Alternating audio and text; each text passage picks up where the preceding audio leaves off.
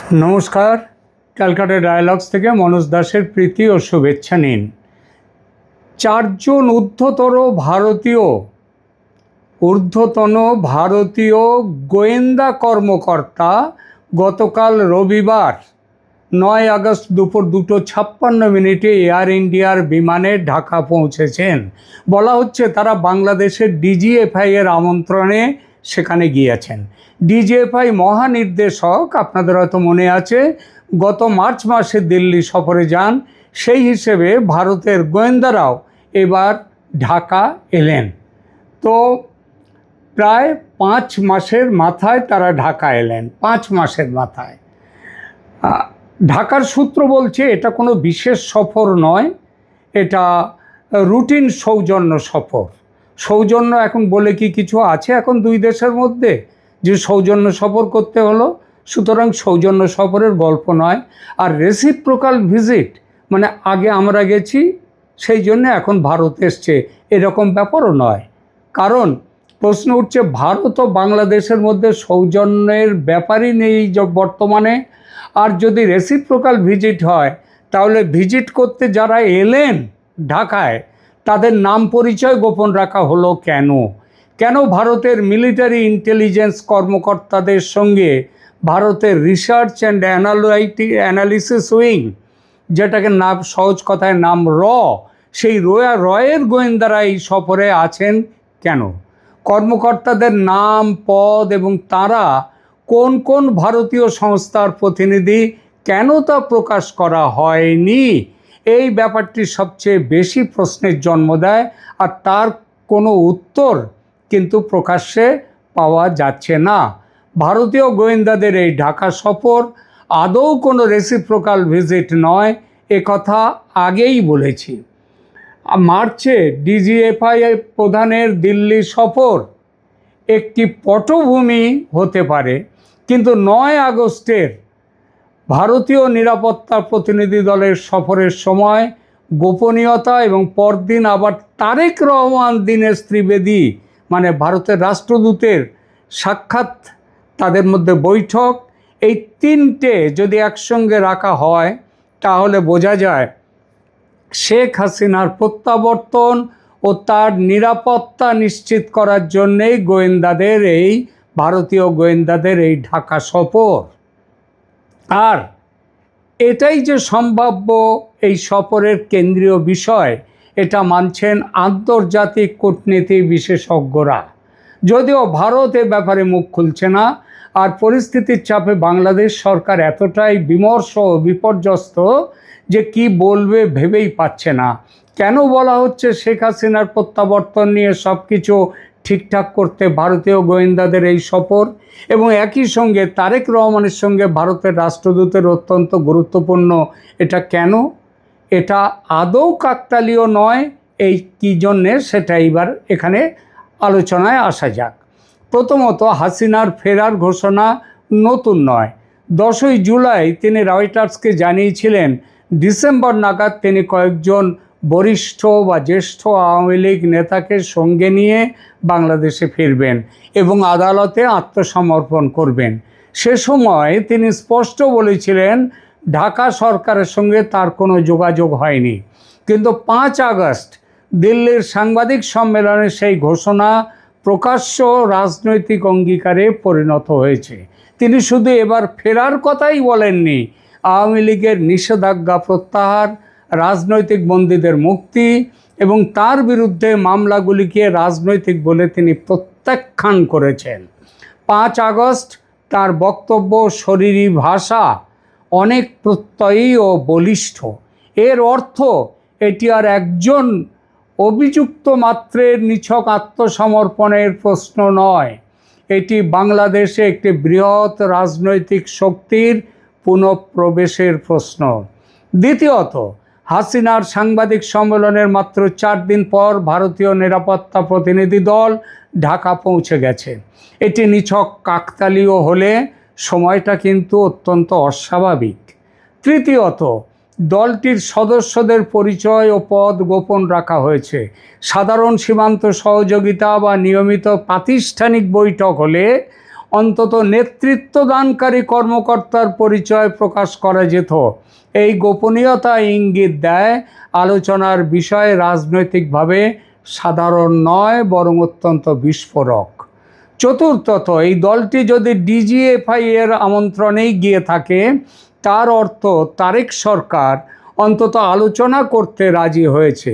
ঢাকা যদি হাসিনার প্রত্যাবর্তনকে সম্পূর্ণ অগ্রহণযোগ্য মনে করত, তাহলে ভারতীয় নিরাপত্তা কর্মকর্তাদের সঙ্গে তার নিরাপত্তা নিয়ে আলোচনায় বসার কোনো প্রয়োজন ছিল না। কি নিয়ে কথা হচ্ছে তাহলে? হাসিনার ফেরা বলতে শুধু দিল্লি থেকে একটা বিমানে উঠলেন এবং ঢাকায় পৌঁছে গেলেন, এটা বোঝায় না। পাঁচটা জটিল প্রশ্নের উত্তর তার বিমানে ওঠার আগেই ঠিক করতে হবে। প্রথম কথা, তিনি কোন আইনি পরিচয়ে ফিরবেন? স্বেচ্ছায় আত্মসমর্পণকারী অভিযুক্ত হিসেবে, ভারতের হাতে প্রত্যর্পিত ব্যক্তি হিসেবে, নাকি রাজনৈতিক সমঝোতার অধীনে প্রত্যাবর্তনকারী প্রাক্তন প্রধানমন্ত্রী হিসেবে তিনি ফিরবেন? এই তিনটির আইনি ও রাজনৈতিক ফলাফল সম্পূর্ণ আলাদা। ঢাকা বিমানবন্দর থেকে তাকে কে হেফাজতে নেবে? বাংলাদেশ পুলিশ, বিশেষ নিরাপত্তা বাহিনী, সেনাবাহিনী, না কোনো যৌথভাবে নির্ধারিত ইউনিট? ভারতের কাছে এটা কিন্তু সবচেয়ে গুরুত্বপূর্ণ তাৎক্ষণিক প্রশ্ন। কে তার হেফাজত নেবে? তাকে কোথায় রাখা হবে এটাও আর একটা বড় ব্যাপার। সাধারণ কারাগারে, বিশেষ সুরক্ষিত কারাগার, সামরিক নিয়ন্ত্রিত স্থাপনা যেমন ক্যান্টনমেন্টে, হাসপাতাল, না গৃহবন্দিত্ব? প্রতিটি বিকল্পের নিরাপত্তা ও রাজনৈতিক অর্থ আলাদা আলাদা। এরপর আদালতে হাজিরা ও মৃত্যুদণ্ডের কি হবে? হাসিনা মৃত্যুদণ্ডের মুখোমুখি। ভারত যদি তার নিরাপদ প্রত্যাবর্তন চায়, তবে দিল্লি নিশ্চয়ই চাইবে তাকে যেন মৃত্যুদণ্ড কার্যকরের ঝুঁকিতে তাকে না পড়তে হয়। অর্থাৎ আপিল, পুনর্বিচার এবং আইনজীবীর সুযোগ নিশ্চিত থাকবে। যাকে বলে ফেয়ার ট্রায়াল, সেটা নিশ্চিত করতে হবে তারেক রহমান সরকারকে।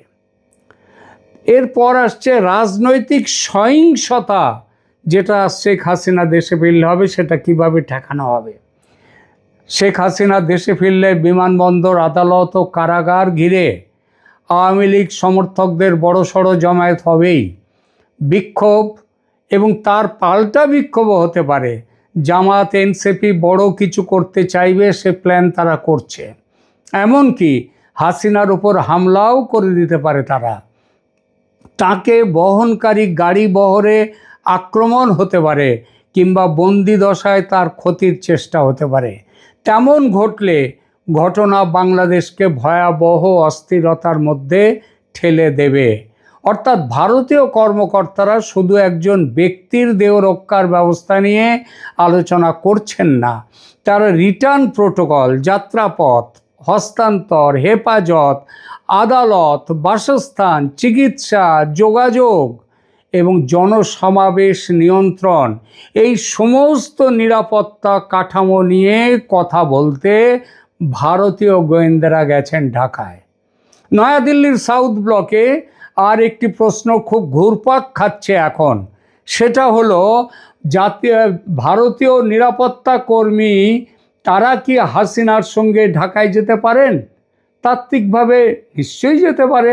সীমিত সংখ্যক ভারতীয় নিরাপত্তা কর্মকর্তা বিমান বাংলাদেশে পৌঁছানো, ঢাকায় সেখানকার অথরিটির হাতে তাকে পৌঁছে দেওয়া পর্যন্ত তার সুরক্ষা দিতেই পারেন।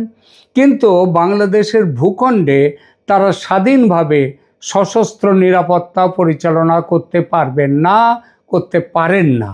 তার জন্য তারেক সরকারের স্পষ্ট অনুমতি এবং লিখিত কার্যবিধি প্রয়োজন, আর সেই ব্যাপারেও কথা বলতে এরা গেছেন। সুতরাং ভারতীয় কমান্ডো বাংলাদেশে নেমে হাসিনাকে নিরাপত্তা দেবে, এমন দাবি এই মুহূর্তে করা ঠিক হবে না। তবে জানা যাচ্ছে তারেক সরকারের অনুমতি নিয়ে ভারতীয় কমান্ডোরা যাতে শেখ হাসিনার সঙ্গে থাকতে পারে সে ব্যাপারে আলোচনা করবেন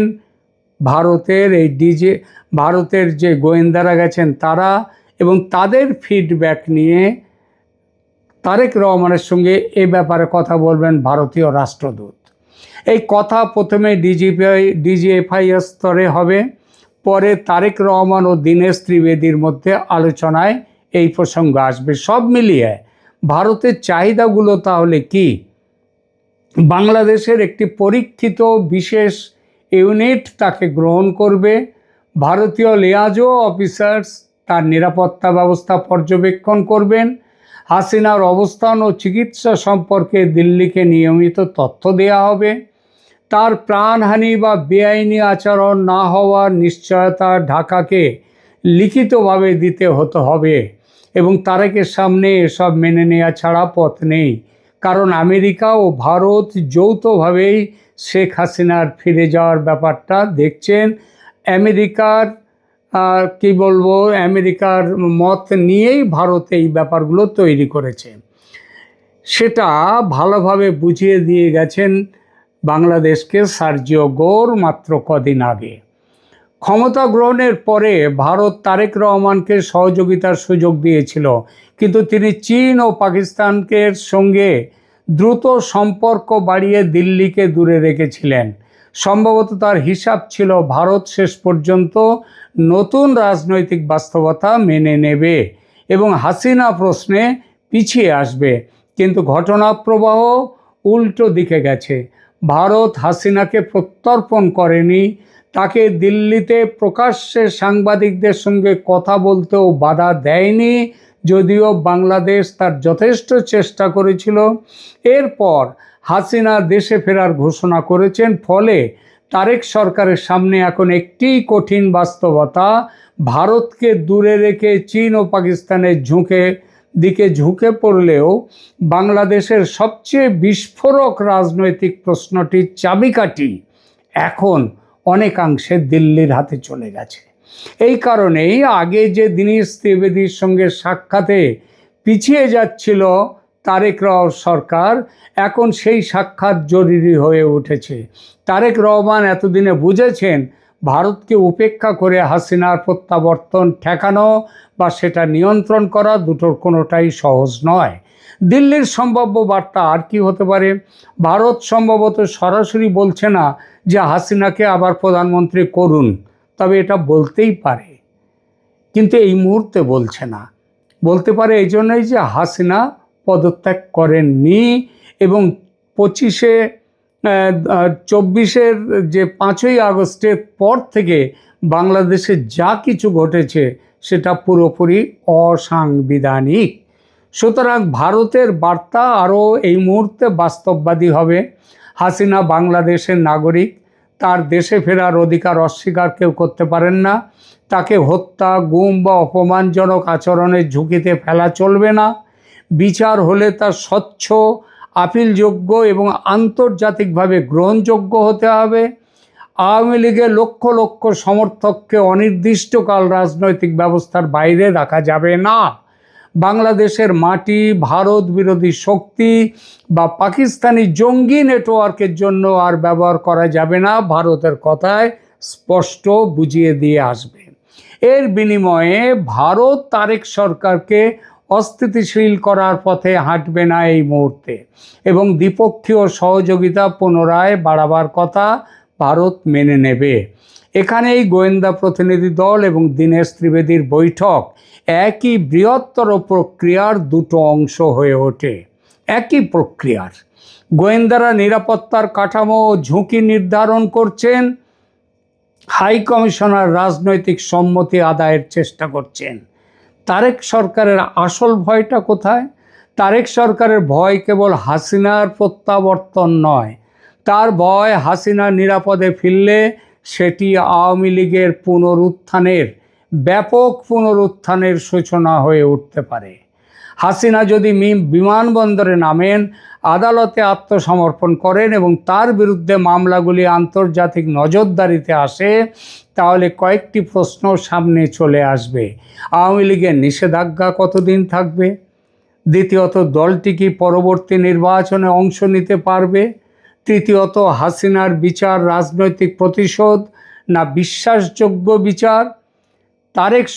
চতুর্থ, তারেক সরকারের ভারত নীতি কি বাংলাদেশকে অপ্রয়োজনীয়ভাবে বিচ্ছিন্ন করেছে?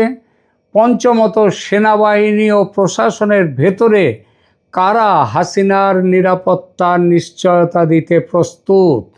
অর্থাৎ হাসিনা কারাগারে গেলেও রাজনৈতিকভাবে নিশ্চিত হবেন এমন নিশ্চয়তা নেই, বরং আদালত ও কারাগারই তার নতুন রাজনৈতিক মঞ্চ হয়ে উঠতে পারে। শেষমেশ যা দাঁড়াচ্ছে সেটা হলো শেখ হাসিনার প্রত্যাবর্তন আর শুধু তার ব্যক্তিগত ঘোষণা নয়, দিল্লি সেটিকে একটি বাস্তব সম্ভাবনা হিসেবে পরিকল্পনার স্তরে নিয়ে গেছে। ভারত এখন তারেক সরকারের কাছ থেকে জানতে চাইছে হাসিনা ফিরলে তাকে কিভাবে গ্রহণ করা হবে, কে নিরাপত্তা দেবে, বিচার কিভাবে চলবে এবং আওয়ামী লীগের ভবিষ্যৎ কী হবে। এবং অর্থাৎ বাংলাদেশে ভারতের ফুটপ্রিন্ট শুধু যে বড় হচ্ছে তা নয়, বাংলাদেশের রাজনৈতিক সমীকরণের কেন্দ্র আবার দিল্লির দিকে সরে যাচ্ছে। তারেক রহমান এতদিন ভারতের বাড়ানো হাত ধরেননি, এখন পরিস্থিতি তাকে ভারতের সঙ্গে বসতে বাধ্য করছে।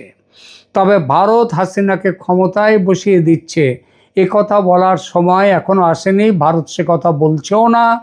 আপাতত যা দেখা যাচ্ছে, ভারত তার নিরাপদ প্রত্যাবর্তনের শর্ত তৈরি করতে চাইছে, আর সেই প্রত্যাবর্তনের রাজনৈতিক অভিঘাত নিয়েই তারেক সরকার সবচেয়ে বেশি চিন্তিত।